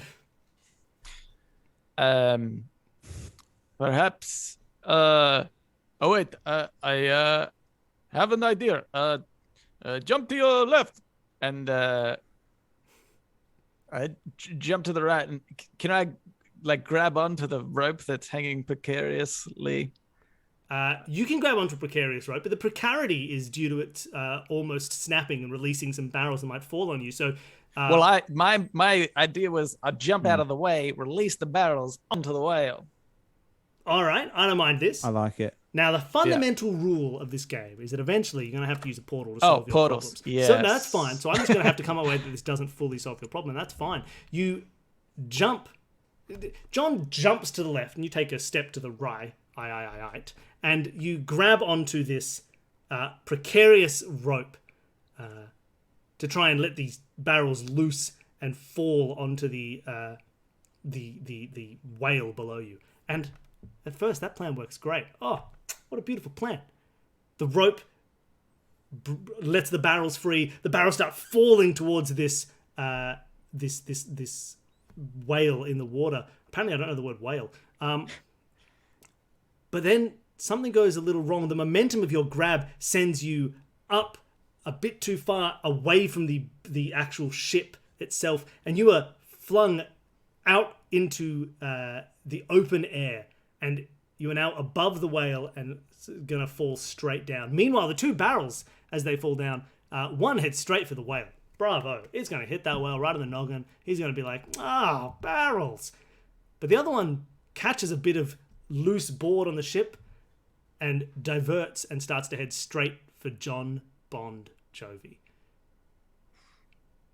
So, John, you're standing on the sliding ship deck with a barrel headed straight towards you, and Vlad, you're in the air, about to fall onto a whale.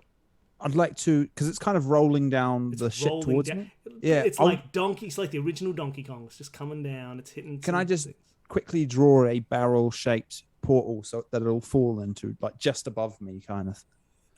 Yeah, sure. So you want to make it so it's going to hit that portal.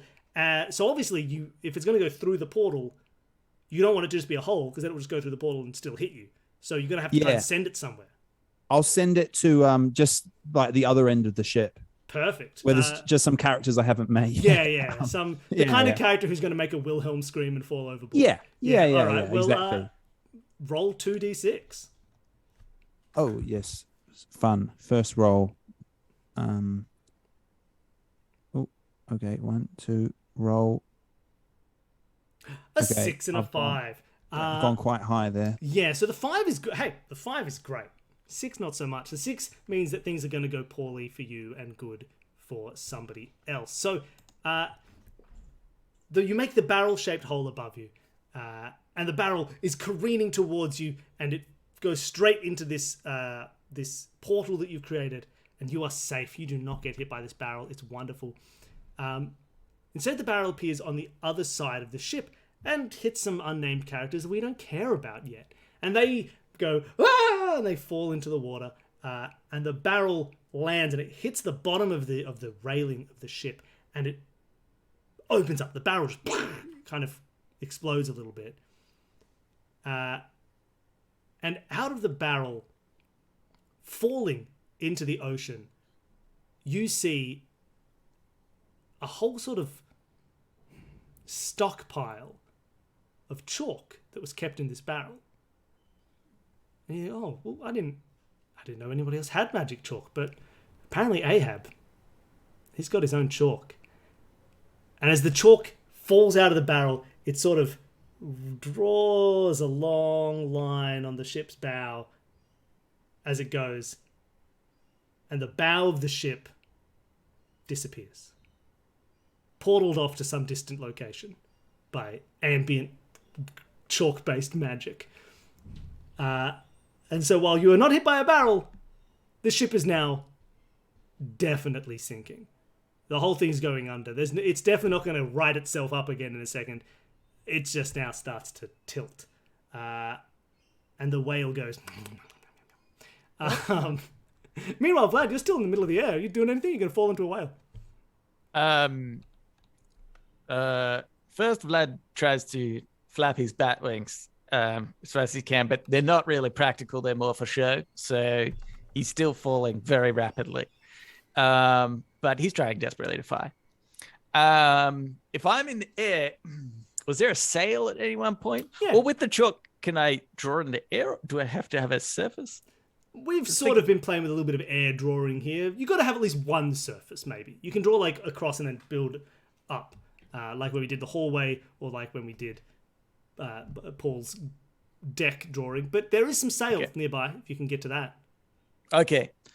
Yeah, maybe with my wings, I'll try to, as best I can, glide towards the sail, I guess, and if I can hang on and quickly draw a portal, I might try to just have one end come out close to John, and I'll say, I'm going to yell out, John, I regret staying here. This was a stupid idea.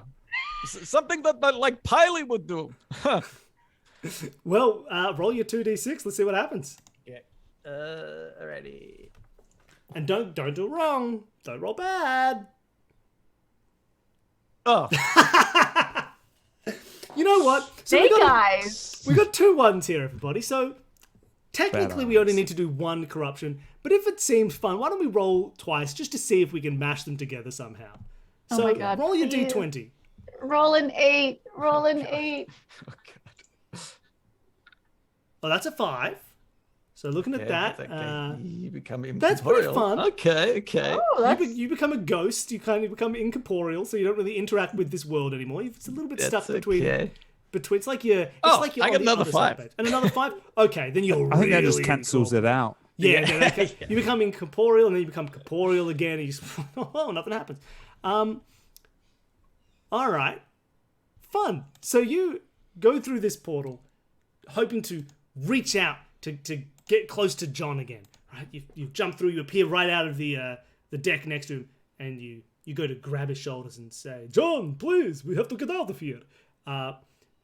But instead, you go to reach for John, and your hands go straight through him. And John, you feel a cold chill. You can see Vlad. He's right in front of you. You can sort of see an outline of Vlad. You can make out his face, but you can also see the ocean behind him. And Vlad, Do I float? you start to slowly sink towards the ocean. Okay. You can Physics float is weird you can float right a now. little bit, Yeah. but you can't really fly. So you're going to reach what is this world's ground level, which is the ocean floor. Okay. Well, that's not so good. You guys need to get out of here. But 20 years in the future, what are Peih-Gee and Funky doing to get out of this situation that you're in? Bullets are whizzing past you as some cyber cops chase some cyber criminals in these cyber streets. Cyber bullets flying everywhere. Funky, this can only go wrong once. Should we portal out of here? Oh, that's way smarter. Well, where do we go? That little piglet said that this is where we're supposed to be. That's true. Okay, I have a what if we make a portal, and then I throw you through it, and you come out to punch one of the cops in the side. Just go through swinging Yeah. like this. Yeah. Like I'll draw the portal, and then like basically you get a running start, and I'll draw the portal, and you just take that force through. Well, what if the cop? Okay, are we trying to take down the cops? Is that the goal here? And now They're reach chasing the criminals. political decision. We find out more about our players. Are you punching the cops? Or are you punching the criminals? We don't Are even know they- who's in charge anymore. Is Michael Mouse still in charge here? Let's find out. I wish our friends in the past had left us a message somehow that How we funny would they get knew you here were in the future. It's not my fault. They're planning. Hey, that. John, perhaps we should leave a message in case some people compost it. I mean, I'm just trying not to die on this boat right now, but You know what? maybe. Yes, obviously Uh, that is first priority. I think since Funky's going through the portal, if Funky's up to it, Funky should roll. Yeah. What are we doing? Where are we going? Let's Riley. punch the chasey people, because there's people running, and the people running might know something. Funky, I think it's Funky. I think it's time to punch a cop. Okay. This is not this is a stupid idea number 2, but I'm all in apparently since I dove through. I am all in on this. I will follow you. I'll follow your lead. All right, I I'm know gonna where to dive go. through fist first. Dive through. So, PG, you can roll the portal. What do I have to roll? 2d6. Teleporting from one portal into another nearby to punch a cop in the face. Fist first. All right. Fist Punch a first. cop in the back. Let's roll these 2d6. I mean, I got cactus hands, so I might like really hurt him if I. You Yeah, should have gone through first, actually. 5 and a No. 3. The portal works perfectly. You jump in Should've one went side, through you come like out the other. this. Fist first, straight into the cop, who sort of flounders and falls and goes, and is perfectly fine. These are Batman rules. Cop is fine. They're just unconscious for the rest of this scene, so you don't need to worry about them anymore. And they fall into the ground, and their gun clatters, and the two people who are running sort of turn, and they're now sort of between Peih-Gee and Funky, with you on either side. They're running towards Peih-Gee and now away from Funky. They're not really sure, but they stop and they go, "Whoa, what's going on here?" We saved you from the Terminator.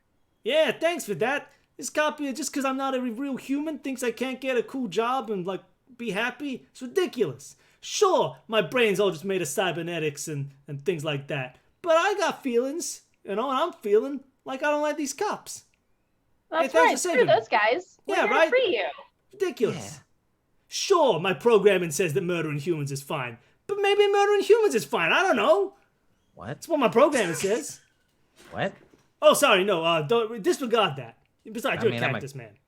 I have slowly palmed the gun now at this point, and the cops Is Funky a human? I think so. Again, I've never seen Punky Brewster. You might be a dog. I think you're a human. Oh, this is concerning.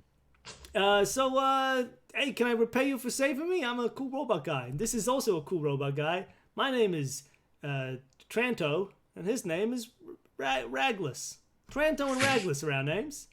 Hey, Ragless, Yeah, no say thanks to these problem. people. Hey, thank you. My name's Ragless. Thank you so much. I think my programming says that killing humans is bad, so we cancel each other out. Also, other than the sentence I just said, I always tell lies. He always tells the truth. That's how it goes when you pair up. But I've turned that mode off, but I've just turned it on now. Hey, I'm not happy to see you.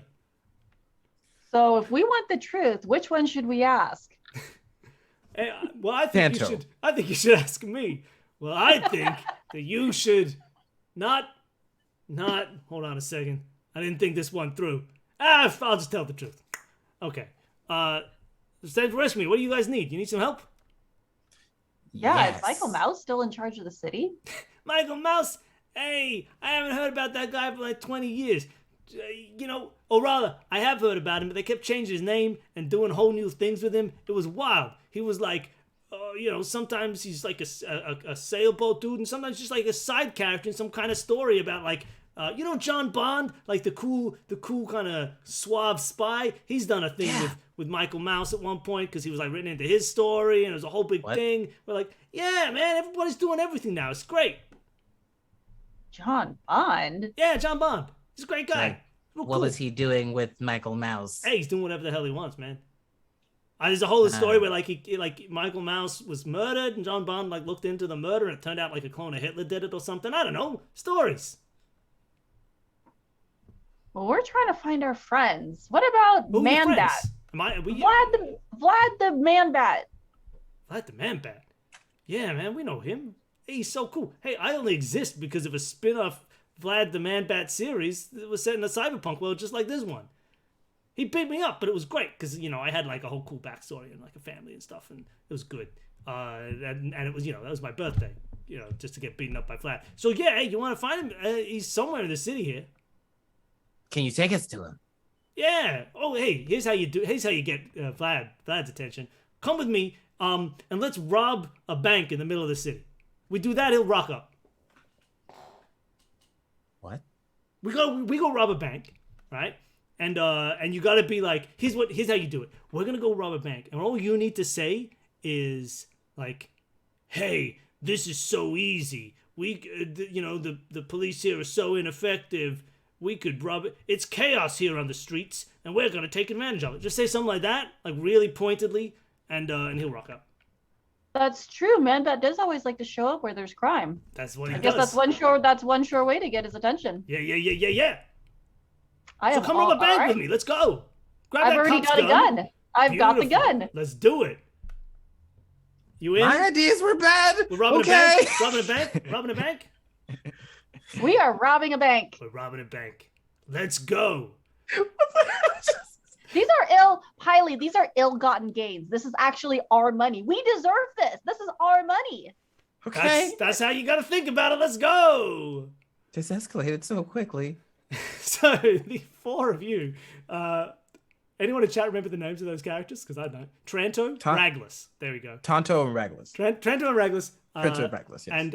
And Funky and Peih-Gee head off to rob a bank to hopefully get the attention of a 20-year-older Vlad, aka Man-Bat. Meanwhile, Vlad, aka Man-Bat, you're 20 years younger and a ghost.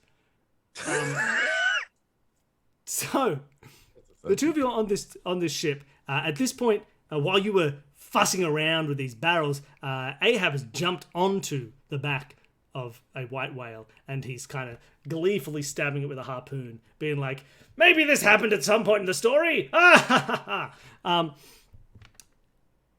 the two of you realize that this ship is sinking. Vlad seems occupied. Ahab seems occupied. Ship's going under. You need to find a portal to this key. What do you do? Ahab, there's not much time. Quick, tell us where the mouse is. Michael Mouse.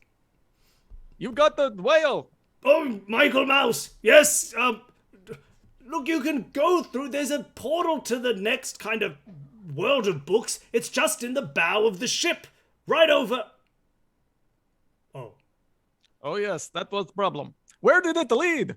Suddenly you hear a crash and a splash and a smash as the bow of the ship drops into the ocean beside you. It was obviously teleported somewhere up high above. And you see it hits the waves. And it starts to slowly sink, and you can see from where you are a painted doorway in the middle. Now that you can see through the cross-section of the ship, near the captain's quarters in the bow of the ship as it slowly sinks. You have some time to get there, but it is going under the water now, and that doorway will be lost to the depths. I think let's go right. Go, John. If you go right, you'll just hit more ocean. You go left, and that's where the bow of the ship is. Yeah, I'm going to run left and dive and kind of swim down to it as it's sinking. You run and you dive and you swim down to it. Lad, you can just sort of walk down. You're not really interacting with the ocean, or you just sort of head in.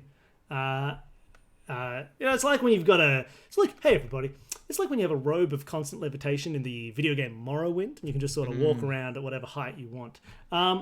If that helps you picture it. Before I left, I just left a piece of bread there as a thank you for Ahab. That's kind of my thing. That's your thing. Yeah. He looks at it and he says, "Owl food? Oh, I guess I'll try it." And he takes a bite of the bread.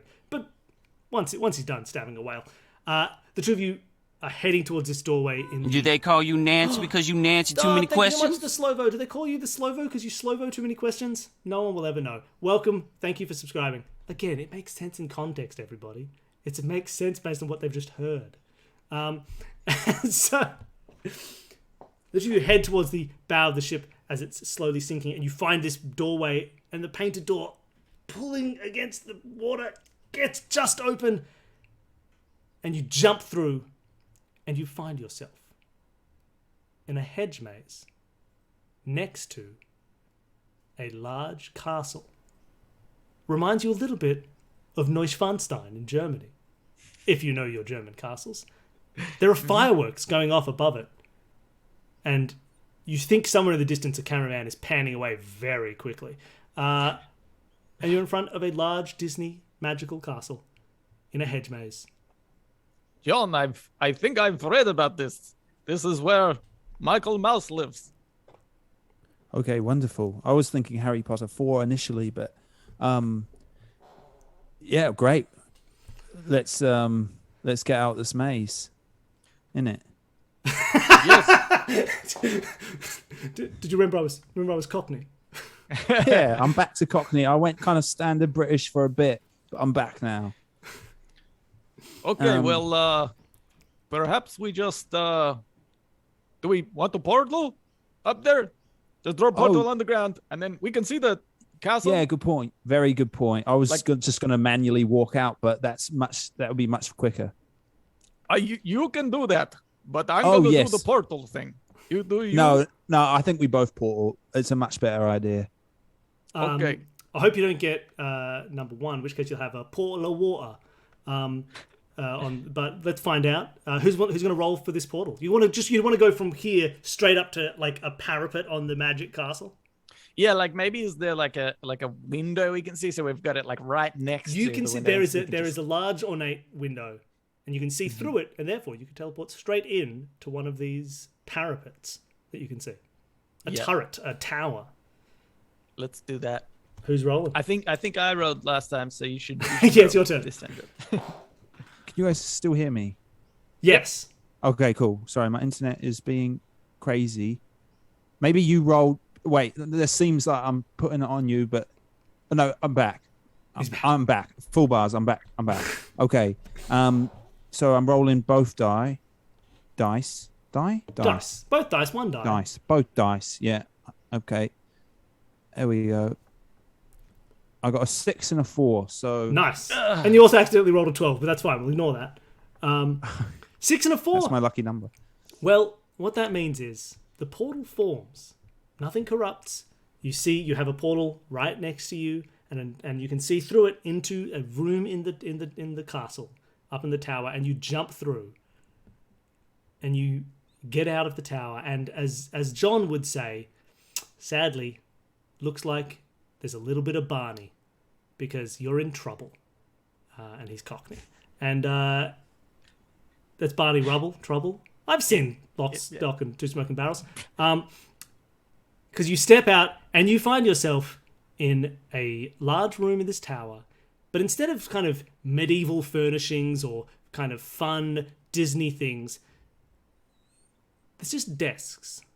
Lots of desks, lots of papers, lots of paperwork, some filing cabinets, and 5 men in suits with, I think according to PG, strange tentacle faces. I can't remember if that was true. And they all turn to you and they say, "You're in the wrong IP." This feels like the exact chance to use my special sort of ability. Oh yeah, because this was almost the exact situation you said that it would come in handy for. Yeah. That happens sometimes. So as a double agent, once per game, this feels like some raising of tension. I do like that John Bond is canonically reading the rules. Yes. So sorry, I'm going to come in and they say I'm in the wrong IP, and I'm just going to come out and say, no. No, sorry. You're wrong there. The name's Jane. The name's John, sorry. Bond. John Bond. And Yeah, I used to work here. The I men in used to the men do, in suits look at you and they see that you are also a man in a suit, and they go, "Well, it checks out. Everybody Yeah. else is some kind of strange anthropomorphic animal. He must have worked here." Yeah, I used to work here. Well, okay. What are you doing here? Who's this strange kind of man bat? He doesn't feel like he belongs. Am I still incorporeal? Yeah, he looks kind of faint as well. Yeah, he's my security, but basically I used to work here and I left my my stapler. So I've come back for it. I worked here kind of 10 years ago, but it was a very important stapler for me because it was gifted to me by my granddad. Well, this all checks out like a very normal human, much like we are. I also have a stapler gifted to me by my grandfather. These things are important, should be passed down from generation to generation. One day, I hope to give my son my stapler.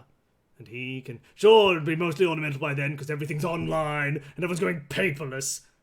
But still, I hope he'll think of me, and the work I've done to crush creativity and spirits throughout my entire life in the pursuit of corporate profits. Oh, it's a good life. I love it. Well, please go ahead, find your stapler. Some of the old desks we had are in the corner over there, so check them out. Wonderful. I actually worked in a different room, so we might actually leave this room. Oh, of course, get out of here. That's fine. You know your way around, I'm assuming. Yeah. It's all the same. Yeah, right. Wonderful.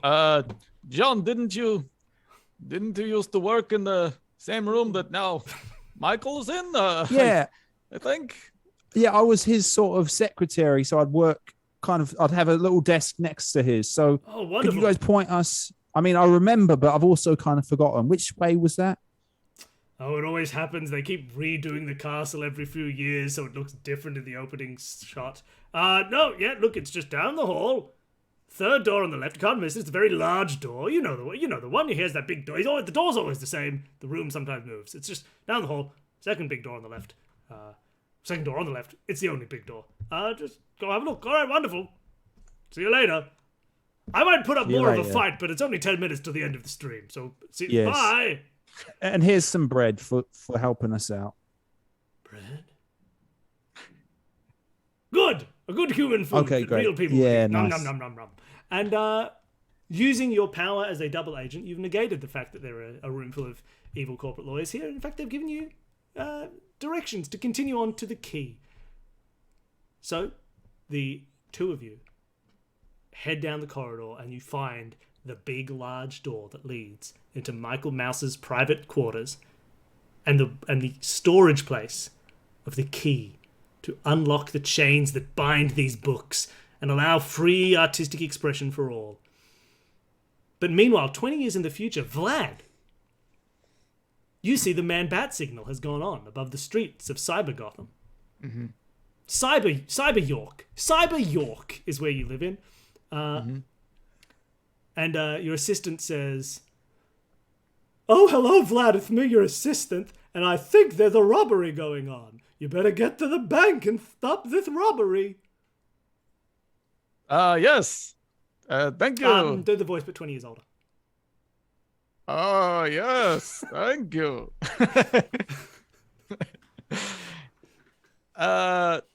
Okay, I've been to the bank before, so what I'll quickly do is use one of my portals to get there instantly. All right, sure, roll it. Can I? Maybe this is really dumb, and I'm going to throw this. Wait, so Roll with my power thing, portal. with my power thing, do I just change the chaos, or I can like make it happen? Oh, you can pick one. You can just pick one and make it happen. If you like, you don't even need to roll. Yeah. I want to Go 20 years to the past. Yeah, that's what I was thinking. Please don't. Please don't. If we had another hour, yes. but Okay, I I won't. But I will just roll the 3 and see where I go.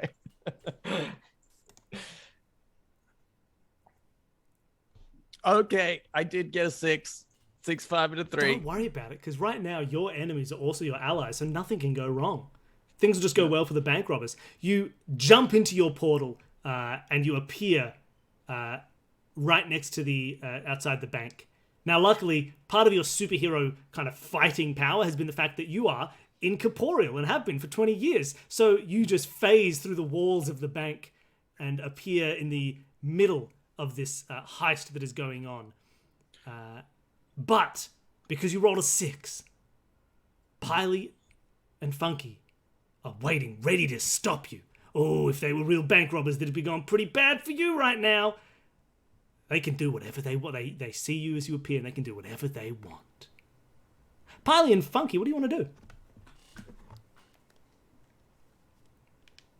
Well, that could have been very funny if I could have heard you when you weren't muted.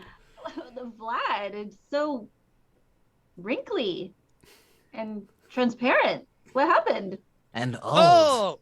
Oh, Vlad, you see your friends. Funky. You haven't seen them for 20 years since they I was disappeared. going to say it's good to see you, but the first thing you notice is my wrinkles. I mean, I wish I could have said the same. I would have. Well, Funky, Peih-Gee, Yes. we have been waiting for you. Why are you robbing bank? Why didn't you leave any messages for us? We've been looking for you for like 5 minutes. Oh my God. Yeah. It's been a long 5 minutes. We worked out, we spoke to some wizard guy and he said, oh yes, you guys have been transported 20 years into the future. For the last 20 years, we have been leaving messages everywhere. Literally, every 30 minutes, there's this skywrite in the sky and it tells you a message of what happens and where we are. Oh. And you haven't seen one of those things yet? No, Skywriting with met like clouds. We met a pig and its family. You met a pig and it. That's the only people we have not spoken to about this whole thing. That was very inconvenient. John said, hey, should we speak to the pigs? And I said, oh, come on, what's the chances that they're going to meet to the pigs? They were literally living under a rock for 20 years, so that might account for it. It's kind of sad. Yes. Well, look, we've been waiting for you. We have key. Funny story. I'll have to tell you how we got it in a little bit. Because it's very funny story. And so funny. And Vlad John begins... does the funniest thing. He has the funniest one-liner at the time that we take the key. It's super hilarious. And as Vlad tells you the story, we fade back into the story world of 20 years ago. As Vlad says, so anyway, here's how it happened. And we see John and Vlad standing in front of a large door that leads to the office of Michael Mouse. What do you do?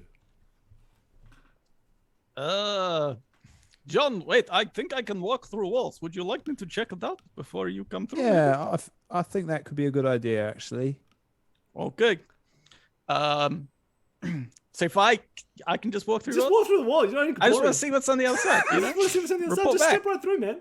Yeah. It's all good. You never trust need to make a that. level 1 portal again. Yeah. Vlad steps through the door and you see a large room. It opens up wide in front of you. There's a few tiered steps and it leads to a single large ornate desk in the middle of the room. You see behind the desk in a glass case a huge key suspended, floating in this glass case. And sitting at the desk with his back towards you, looking at the key, you see the large ears of Michael Mouse as he says, oh, what a good key. I love this key. Keeps money in the pocket and stories under lock and key. 'Cause it's a key. Oh, I do love talking about my key when I'm alone in this room. I hope nobody ever steals this key, 'cause if they did, all the worlds of story would be open and anybody could tell whatever stories they want without my permission. Oh, it would be bad then. I'd hate to be a side character in a story about a spy in England. Well, luckily that can never happen while this key remains in my possession. Oh, what a good key. It's got very real very fast. Well, I'll just okay. turn around now and look at my door. Yeah, There I I'm go. already here.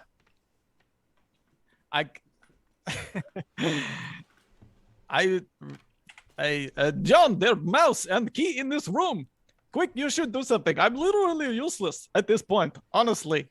You like He describes the room. Can I portal into it? If he paints a Yes. really vivid Yeah. image in my You head, can, working together, you can do a level 2 portal to go from here to inside the room. wherever you want. Wait, did you say it's in a glass cage? It's in a glass case.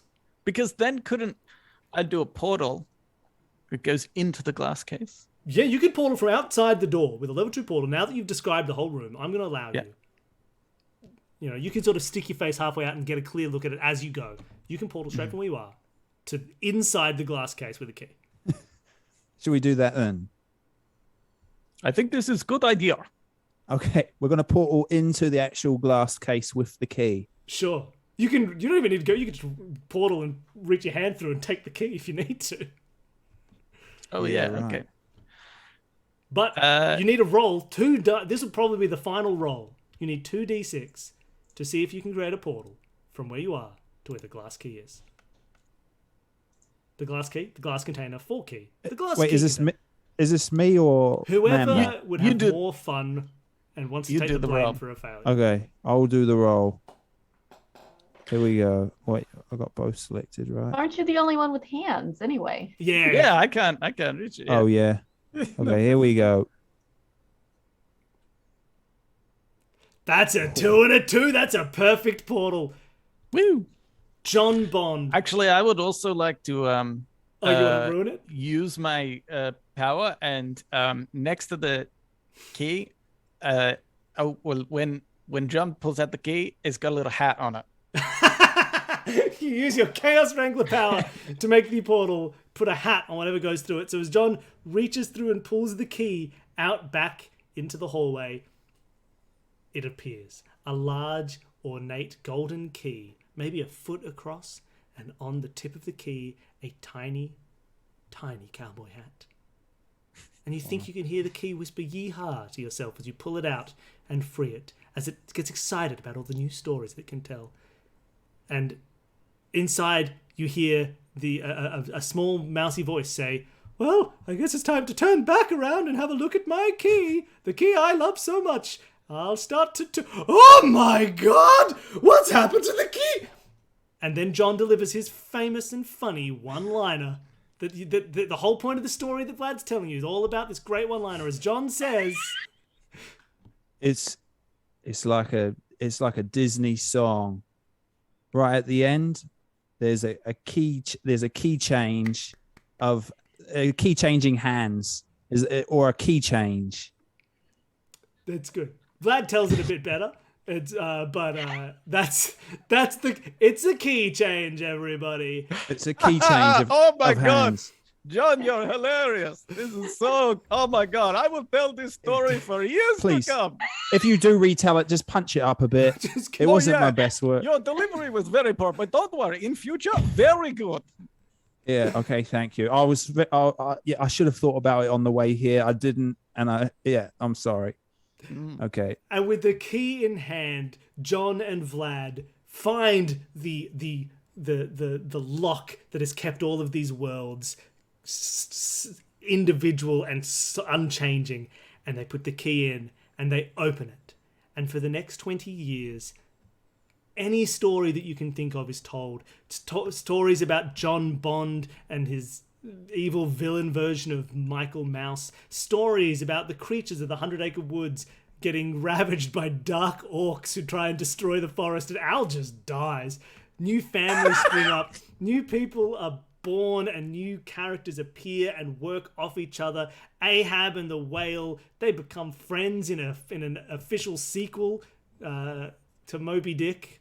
And they go to a Moby concert. I don't know. Stuff happens. Vlad ends up as a great superhero because the corporate interests that were suing every new Man-Bat story for being a ripoff of Batman can't sue him anymore. Every little gates are open and new stories are being told. Fun characters like Tranto and Raglas, everybody's favorite cyborg duo, appear. And then 20 years later, Vlad and John's new friends are suddenly back, looking as they did 20 years ago. As they find Vlad at the bank robbery, he tells him this story. And everybody, I don't know if everybody's happy, but at least everybody is unstuck. And you can all tell your own stories again. And that's Gateways, everybody. Hey, and we got to rob a bank. And you get to rob a bank. There's a little mini heist in the middle of this game about stealing a key. Yeah.